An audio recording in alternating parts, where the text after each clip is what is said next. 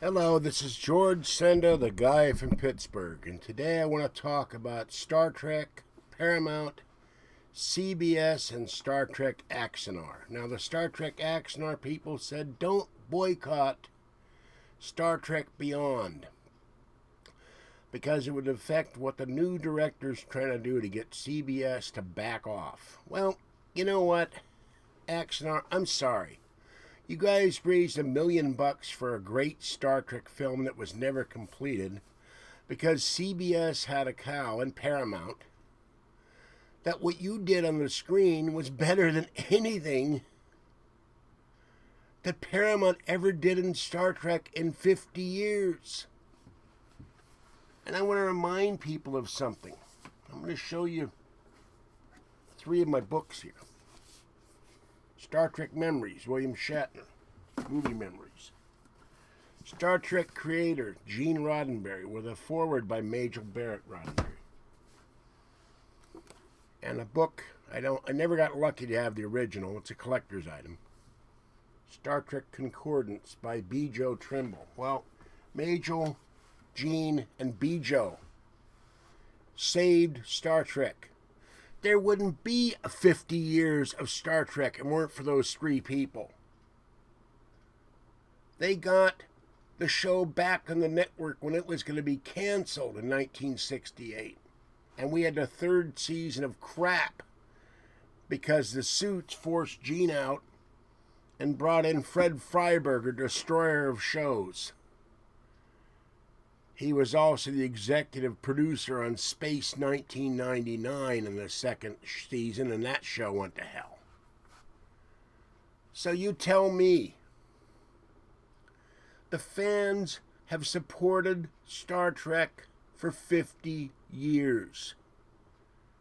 In a sense, they, and not CBS and Paramount, own Star Trek. The first conventions were in the 70s. 9,000 people in New York flocked to it, the first Star Trek convention. Now it's thousands and all over the country and the world. And the stars from Star Trek Voyager, original Star Trek Enterprise, Star Trek The Next Generation, Deep Space Nine, and the movies show up to see the fans, and the fans show up to see them, and they're cheered and they're happy. But no, CBS put out guidelines now on fan-produced Star Trek films. They can't have the word Star Trek in them, but on the bottom you got to put a little thing that says, this film is a Star Trek fan production, so that's stupid. Then they limit crowdfunding to $60,000. Star Trek Continues built an entire engineering set. Absolutely authentic. They built a bridge. They built corridors. That stuff cost money. Plastic, plywood, wiring. But CBS was threatened by Axanar with their new movie.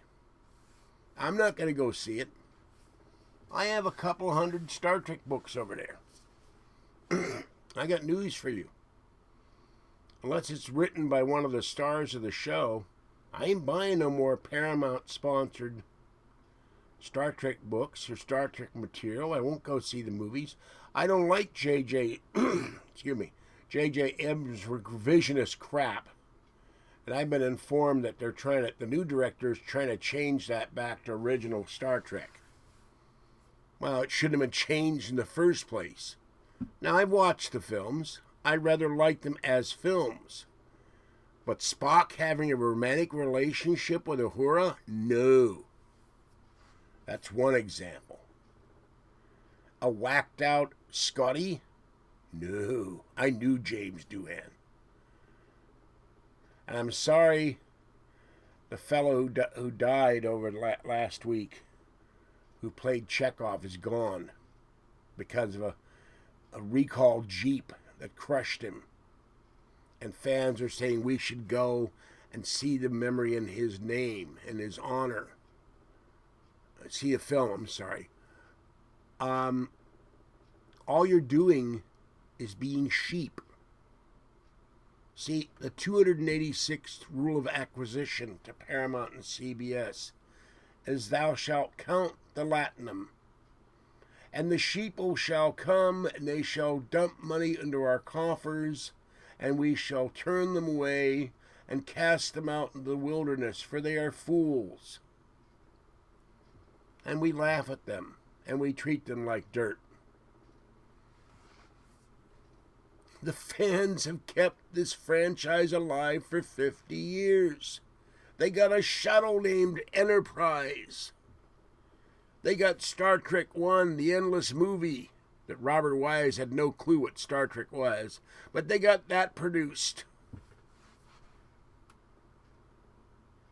And now there's a new Star Trek series coming on CBS that will be on CBS Interactive. And the guy who produced Axanar, after saying that fans should sign up for one account and share the account to take money from CBS's coffers, now says don't boycott Beyond. You can't have it both ways. Now, if you've got enough money, here's what you could do. The stock of CBS, and Paramount, but CBS, which is controlled by Summer Redstone of Blockbuster fame, is about $56 a share. Go to your broker and buy one share. And if you can, show up at the next annual meeting of CBS and tell the suits, the mindless drones, who are more mindless drones than any Borg warrior, what do you think about this? And say it's wrong. Star Trek Axanar, Star Trek Continues, Horizon, and all the other fan productions, most of them were excellent. And one guy online said they were crappy uniforms. I saw trailers showing how they made the uniforms on racks. They're in better condition than stuff made in the original series. And you can't stop the floodgates, Paramount and CBS. I spent an hour last night looking on eBay for original produced stuff, because you're also saying that you can't create your own uniforms. It all has to be marketed by Paramount or CBS. There's tons of stuff out there from the original series, from Enterprise, from Next Generation, from Voyager, from Deep Space Nine, and from the movies being sold on eBay. And in some cases, whole sets of banks of equipment from the show, and things on bridges, and coffee cups, and champagne glasses, and screen-worn shirts, screen-used phasers, tricorders, pads. Some are going for thousands of dollars. It's out there. Now, if someone had enough money, like a Donald Trump, you could buy every previously used item on eBay and have a stockpile of original stuff created by Paramount. And then could CBS and Paramount complain that it was fan-made? No. It was made by Paramount.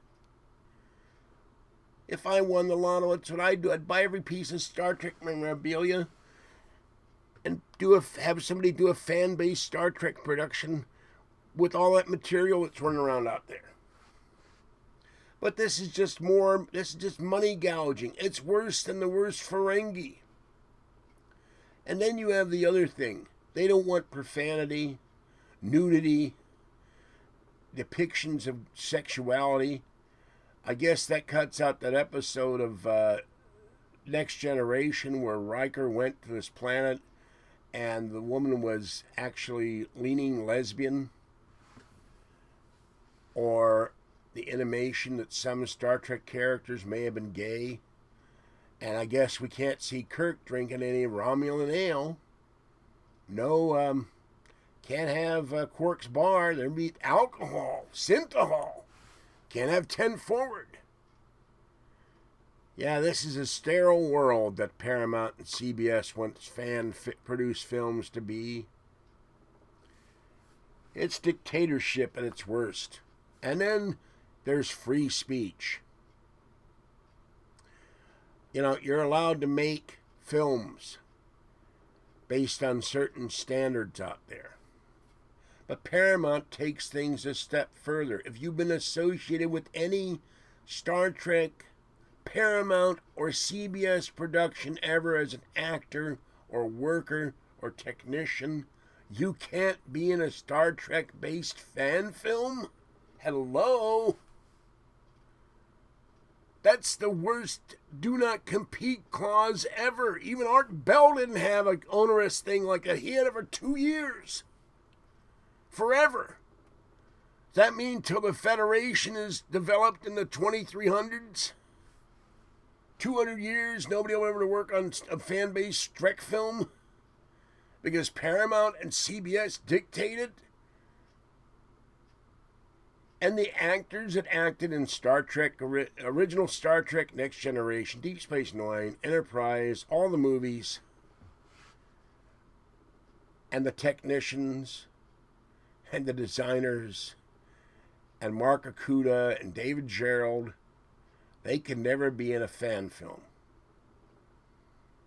Nor can the guy who played Apollo, or some of the other people we've seen in various fan films. Walter Koenig. Hell, George Takei was in one. So now their rights as Screen Actors Guild members, or whatever guild there is in the industry, are abrogated for life. You know, one of the big reasons why they're getting away with this is people who would say something are gone. DeForest Kelley, Jimmy Doohan, Leonard Nimoy. You think Leonard would have shut up about this? He raised hell about them taking money for the pictures of the depictions of the people in the show, and they weren't getting paid for it. And he wasn't getting paid for it. Leonard wouldn't have shut up about this if he was healthy. And I don't think... I'm wondering why Walter Koenig, Nichelle Nichols, William Shatner, the surviving members of the cast, aren't saying anything. Are they afraid of not getting jobs and work in the industry? Although I suspect Nichelle is retired by now. So you tell me. This is just a big company. They used to call Paramount, when it was owned by Gulf and Western, Engulf and Devour. Now we got Engulf and Devour 2. Except in this case, they're devouring their young. The Star Trek fan and the Star Trek fan film producers. Axanar was an incredible thing to watch. It looked better than anything I've seen out there. They got $1 million in crowdfunding. And CBS is also upset that they paid the construction guys his salary, and they paid the guy and his wife who created it a small salary, $35,000. They live in LA. That's nothing down there. Hello. You know, wood and nails and plaster and wiring all doesn't grow on trees. And, you know, the hell is his name? I can't think of his name right now. It was on my head, top of my head yesterday. But Star Trek continues. The driving force behind that is spend $100,000 of his own money to bring that to the screen, to YouTube.